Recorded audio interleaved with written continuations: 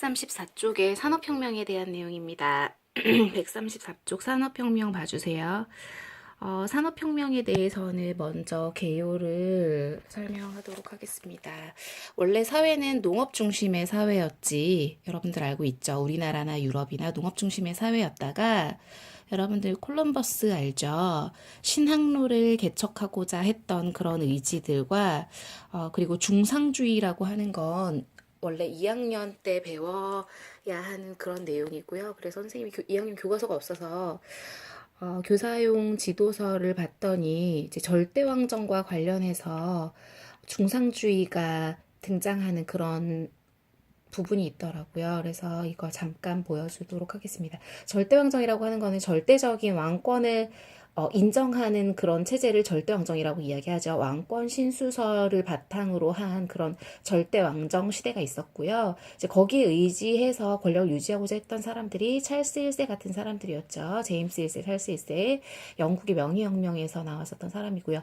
루이 16세도 마찬가지 사람들이었습니다. 이제 그 당시에 자기네 나라의 상업을 보호해서 상업을 발전시키고자 했던 그런 그 가치관이 중상주의였어요. 그래서 중상주의는 절대왕정과 원래 같이 등장했던 거다라고 하는 거고요.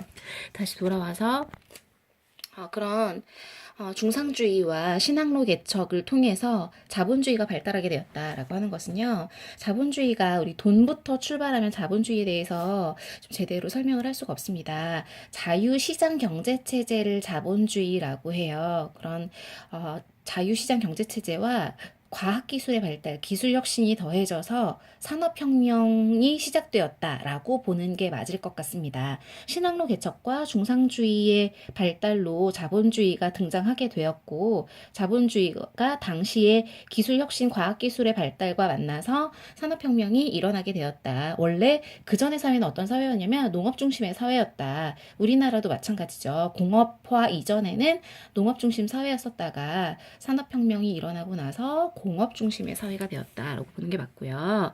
영국에서 처음에 산업혁명이 시작되었고 조금 있다가 우리 영국에서 어떻게 해서 왜 산업혁명이 영국에서부터 먼저 시작되었는지 살펴보도록 할 거고요. 그래서 일단은 제목에 메모를 해주시고 그러면 산업혁명이 뭐다라고 하는 거에 대한 이해부터 해야 되겠죠. 산업혁명이라고 하는 것은 산업화가 되었다라는 뜻이고 그럼 산업화가 무슨 뜻이냐? 공업화라는 뜻입니다. 여러분도 옆에 써두세요. 산업화는 공업화라는 뜻이고 산업혁명이라고 하는 것은 산업화가 급격하게 이루어졌다라고 하는 뜻이라고요.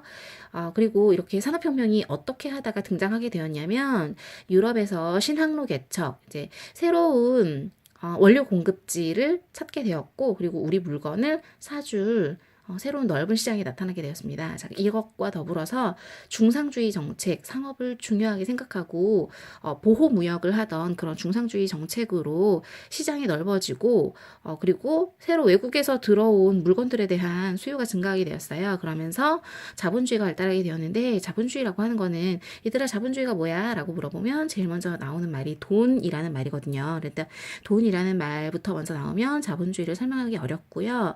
대규모의 오늘날 같은 이윤 추구 경제라고 선생님은 표현을 했어요. 또는 짧게 자유시장 경제라고도 표현을 많이 합니다. 자유롭게 자기의 이익을 추구하는 그런 경제체제가 자본주의고요. 그 전까지는 그렇게 오늘날과 같은 그런 체제가 아니었어요. 농업을 기반으로 해서 그런 농사 지은 사람들이 자기네 영주에게 성주인에게 뭐 세금을 바치고 그 사람은 그걸 가지고 먹고 살고 이런 식으로 전통적인 그런 봉건 체제가 있었는데 자본주의라고 하는 것은 신항로 개척과 중상주의 정책으로 인해서 상업이 발달하게 되면서 등장하게 된 그런 좀 독특한 오늘날 입장에서 보면 너무 당연하지만 독특한 그런 체제였다라고 하는 것이고요.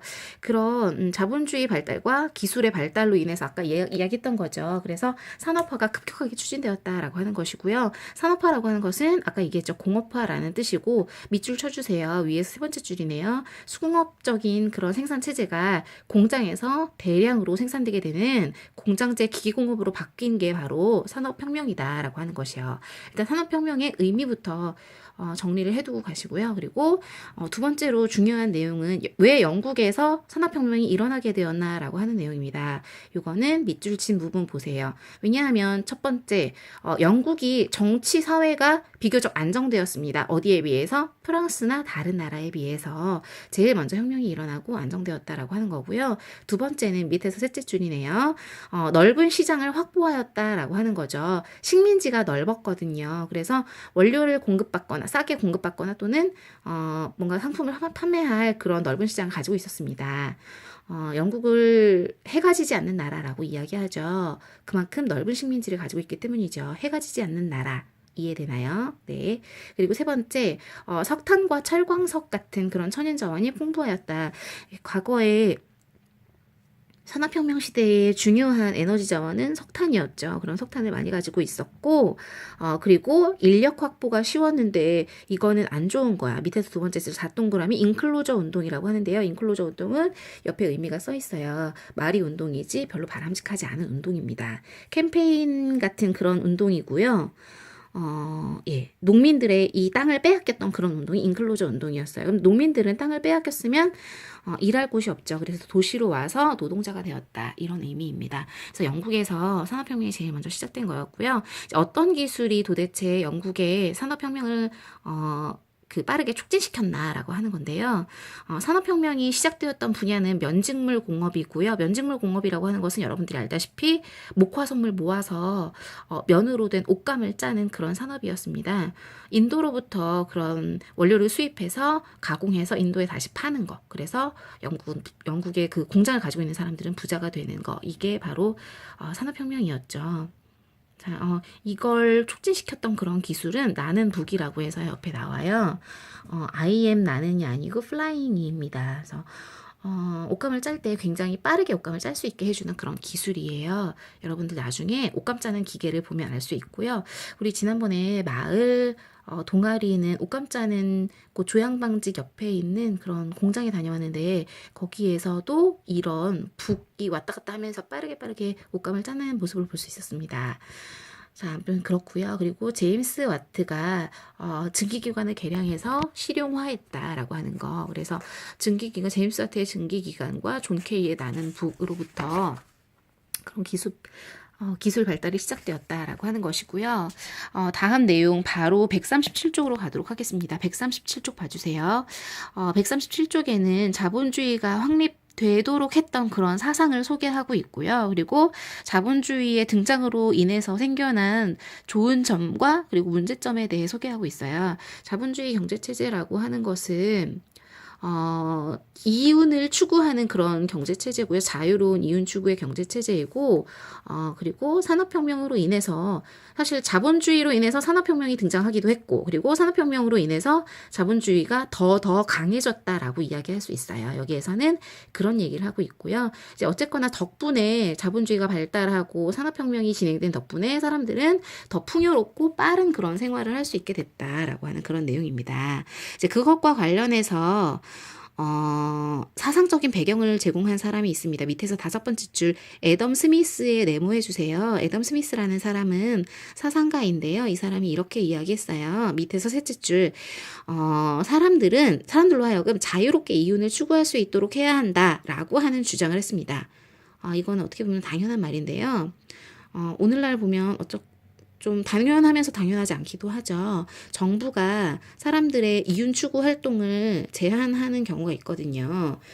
뭔가 돈을 많이 벌면 거기에 대해서 소득세를 부과한다든지 많이 벌면 많이 벌수록 거기에 많은 세금을 매기거든요. 그런데 이제 그렇게 하지 말고 자유롭게 이윤 추구를 할 수 있도록 해야 한다라고 하는 그런 주장을 합니다. 보이지 않는 손이라고 하고요. 보이지 않는 손은 곧 시장을 얘기해요. 시장은 수요자와 공급자가 만나서 가격을 형성하고 그리고 뭔가 물건을 필요로 하는 사람이 있으면 그만큼 가격이 올라가고 이런 장소 또는 그런 시스템을 시장이라고 이야기하거든요. 그런 시장에서 생산과 분배를 결정할 수 있도록 해야 한다. 그냥 놔둬야 된다. 자유롭게 놔둬야 된다라고 하는 그런 사상이 자유방임주의입니다. 그렇게 자유시장 경제 체제인 자본주의를 지지했던 그런 사상이 애덤 스미스의 자유방임주의예요. 이건 연결시켜서 외워야겠죠. 이거 외우세요. 애덤 스미스의 자유방임주의, 보이지 않는 손, 이것들을 연결해서 기억했으면 좋겠고요. 그리고 자본주의와 관련한 내용도 꼭 외워두시기 바랍니다.